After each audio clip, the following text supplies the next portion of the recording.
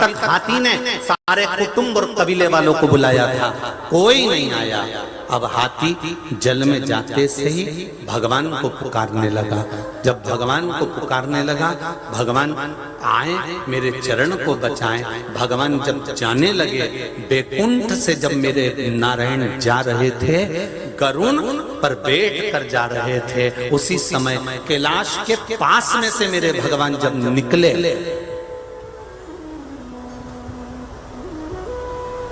कैलाश के पास में से जब मेरे भगवान निकले, तब भगवान शंकर ने देखा कि गरुड़ पर चढ़कर नारायण जा रहा। शिवजी नंदी पर चढ़ गए, नारायण के पास पहुंच गए। भगवान विष्णु ने कहा, भोले बाबा, शिवजी आप? हाँ। कैसे आना हुआ प्रभु? कुछ नहीं, हाथी का पांव मगर ने पकड़ रखा, बहुत तकलीफ में, बहुत तकलीफ में। भगवान विष्णु ने कहा, शिवजी से आप कैसे कह सकते हो कि हाथी को तकलीफ बहुत ज्यादा है?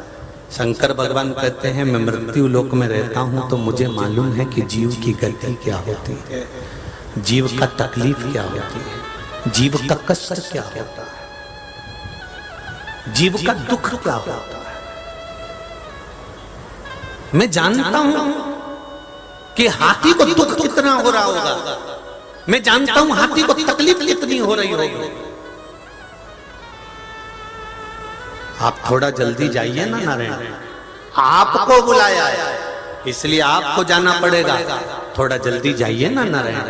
शंकर जी कह रहे हैं। भगवान विष्णु बोले, गरुड़ पर बैठकर जा रहा हूं, गरुड़ की स्पीड, अब एम्बेसडर, फिएट, स्कॉर्पियो, सब गाड़ियों की अलग अलग स्पीड होती है, सफारी, टवेरा, सबकी स्पीड अपनी अपनी होती है। तो मेरे गरुड़ की जो स्पीड होगी उसके हिसाब से चल रहा हूं। भगवान विष्णु ने कहा, गरुड़ और तेज चल। गरुड़ और तेज चला, पूरे कांटे गाड़ी के टिका दिए। गरुड़ ने इतना तेज भगा तो भी भगवान शंकर का मन नहीं माना। शिवजी ने भगवान विष्णु से कहा, कोई जरूरी है कि गाड़ी लेकर ही जाओगे? कभी कभी ड्राइवर के भरोसे ना चलकर अगर अपना, बस शंकर भगवान ने जो व्हील पावर दिया, भगवान गरुड़ पर खड़े हो गए, गरुड़ को बिसरा दिया और मेरा नारायण तुरंत हाथी के पास पहुंच गया।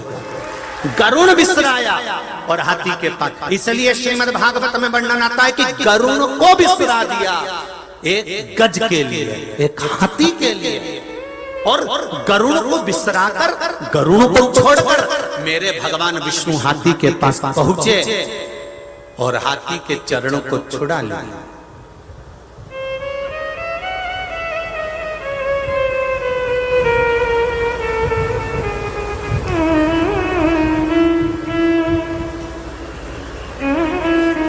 हाथी का चरण छूट गया।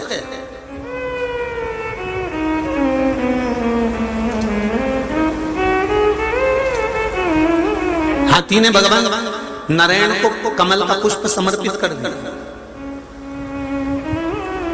भगवान विष्णु वापिस जाने लगे, गरुड़ पर बैठकर। गरुड़ जी आ गए, वापिस बिठाया।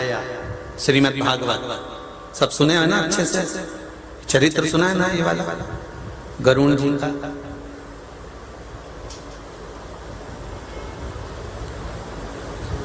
वापिस चल दिए भगवान विष्णु। फिर बीच में कैलाश पड़ गया। गरुड़ और भगवान विष्णु दोनों आपस में बात करते हुए जा रहे थे। तो गरुड़ जी ने कहा, प्रभु एक बात बताओ कि तुम मुझे छोड़कर हाथी का पांव छुड़ाने गए, किसके कहने पर गए थे? भगवान कहते हैं, शंकर जी ने कहा था उसको कष्ट ज्यादा हो रहा है इसलिए मैं दौड़ पड़ा। गरुड़ जी बोले कि प्रभु मैं अच्छे से जानता हूं, जरूर कुछ ना कुछ बात है जो तुमको इतनी तेज स्पीड में भेजा। अगर कथा 1 बजे नहीं चालू होने वाली होती, 2 बजे होती, तो तुम्हारी गाड़ी की स्पीड भी स्लो होती। 2 बजे चालू होगी भी पहुंच जाएंगे, पर तुमने गाड़ी दौड़ाई तो दौड़ाई क्योंकि कुछ ना कुछ कारण है। कथा 1 बजे चालू होने वाली है, इसलिए स्पीड तेज करी। तो गरुड़ ने भगवान विष्णु से कहा कि तुम्हारी स्पीड तेज करवाई है शंकर भगवान ने, मतलब कुछ कारण है। वो कारण कौन सा है, हमें शंकर जी से पूछना चाहिए कि तुमने हमारी स्पीड इतनी तेज क्यों करवाई। गरुड़ को विसरा दिया और दौड़कर भगवान विष्णु को पहुंचा दिया। कारण क्या था, क्या कारण था? तो भगवान विष्णु ने कहा भी कैलाश आने वाला है, चल शंकर जी से पूछ लेते हैं कि क्या कारण था। चल, और जैसे ही गरुड़ जी चले, चलते चलते कैलाश पर्वत आया। कैलाश पर्वत पर गरुड़ जी उतर गए। उतरने के बाद भगवान विष्णु ने पूछ लिया, भगवान नारायण ने तुरंत पूछा, हर हर।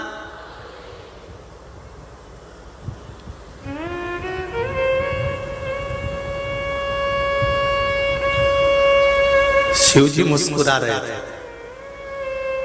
कि अब भी गए थे वापिस आ गए।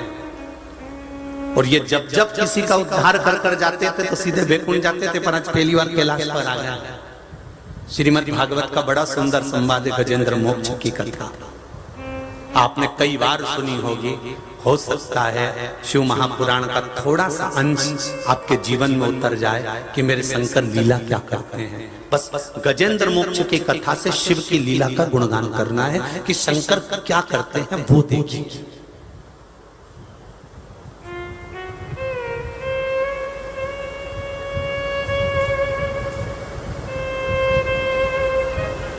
भगवान विष्णु ने पूछा,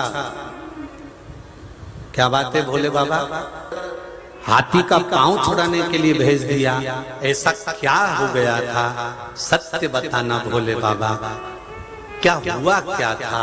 शंकर भगवान कहते हैं, अरे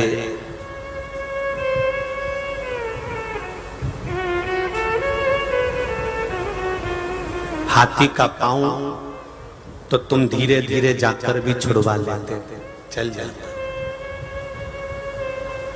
तुम धीरे धीरे जाते, हाथी का पांव छूट जाता, मना नहीं। पर जिसने हाथी का पांव पकड़ा था ना, वो मगर,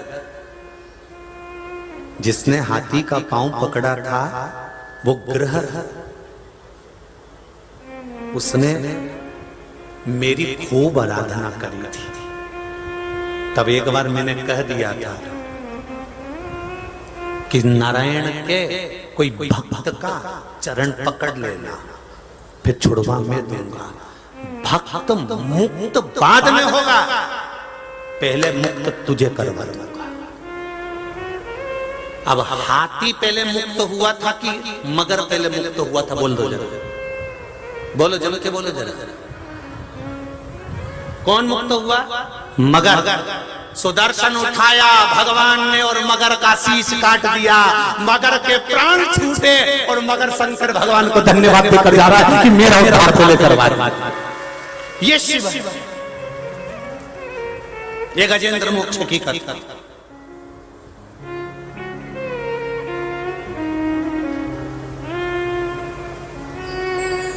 पांव छूटा था हाथी का और उद्धार हुआ मगर का। पांव छूटने में वो फल नहीं है जो भगवान के हाथों से उद्धार होने में है। कई लोग कहते हैं कि कथा में हम क्यों जाएं, इससे हमें क्या फायदा है, कथा सुनने से क्या फायदा है, उसमें कौन सा लाभ है? टीवी पर बैठ के सुन लेंगे या फिर कभी अपना योग बना तो देख लेंगे। कोई जरूरी है कि कथा सुनने जाएं? कथा सुनने के लिए जाना जरूरी है क्या? हाँ, अगर नगर में हो रही है, गांव में हो रही है और तुम कहीं पास में रहते हो, कुछ किलोमीटर पर भी रह रहे हो, तो एक बार भगवान के चरणों में शिव महापुराण की कथा में जाना जरूरी है। क्यों? जितने कदम चलकर हम भगवान के चरणों में शिव महापुराण की कथा तक पहुंचेंगे, उतनी पीढ़ी को हम पार कर दिए होंगे। उनको पिंडदान और तर्पण की जरूरत नहीं पड़ेगी, उनका उद्धार हो गया।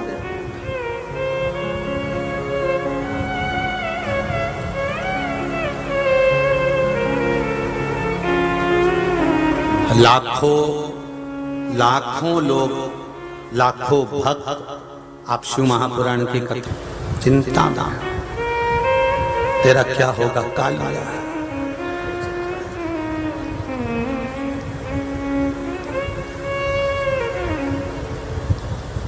हल्दी की मंडी में हल्दी घाटी है, विचार कर रहे, पर शिव महापुराण की कथा या शंकर का भजन या शिव का नाम जाप या शिव का स्मरण संसार का मनुष्य नहीं कराता। हमने पहले भी कहा, सोमानी जी इस कथा को नहीं करवा रहे हैं, प्रदीप मिश्रा इस कथा को नहीं बाच रहा है, और आप इस कथा को नहीं सुन रहे हो। कराने वाला बैद्यनाथ बाबा, बाचने वाला बैद्यनाथ बाबा, सुनने वाला बैद्यनाथ। शंकर भगवान करवा रहे हैं, शंकर भगवान बोल रहे हैं, और शंकर भगवान ही सुन रहे हैं। इससे ज्यादा कुछ नहीं। सामर्थ्यता नहीं अपनी कि अपन करा सकते।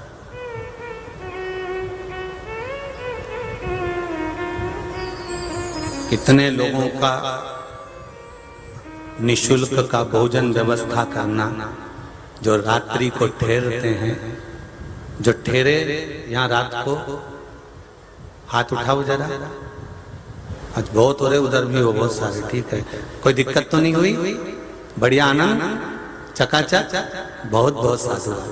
वैसे तो हम रात को आप लोगों से मिलने पहुंच गए थे, क्योंकि हमारा नियम है कि जहाँ पर भी भोजन होता है या भक्त लोग ठहरते हैं, पंडाल में ठहरे चाहे कहीं ठहरे, हमारा नियम है रात को हम एक बार मिलने आते हैं। तो हम आए थे, आप लोगों से मिलना तो हो ही गया था, पर हृदय चित्त से भाव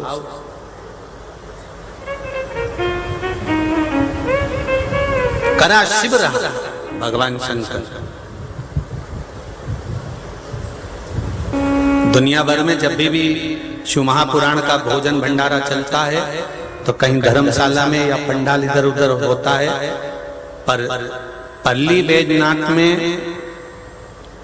जहां पर आप लोगों के लिए भोजन की व्यवस्था रखी गई थी जजमान परिवार के द्वारा, और सब सेवादारों ने मिलकर जो सेवा करी थी, जहां भोजन कराया जा रहा था वो जगह कोई साधारण नहीं थी। देवाधिदेव महादेव का मंदिर था, जिसमें आप बैठकर प्रसाद पा रहे थे। शिव मंदिर, क्या नाम है इस मंदिर का? बेलवाड़ी, बेलवाड़ी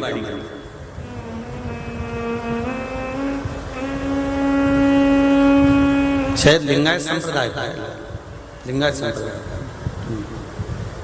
लिंगायत संप्रदाय। जिस भूमि पर बैठकर आप महाप्रसाद खा रहे हैं,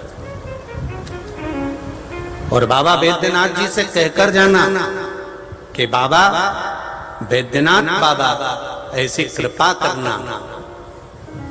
एक बार शिव महापुराण की कथा करली में नहीं, बाबा हर बार बुलाते रहना और कथा सुनाते रहना है। बाबा को कहकर जाना कि शिव कथा का स्मरण करली बैजनाथ की भूमि पर चलता रहे। शंकर भगवान की पावन धरा, कंकर शंकर की ये पुण्यमय आनंदमय धरा, जहाँ शिव एक ज्योति के रूप में विराजमान है, जहाँ शंकर एक आनंद के साथ विराजमान है, इसी पावन धरा पर कथा श्रवण करते रहे। शिव स्मरण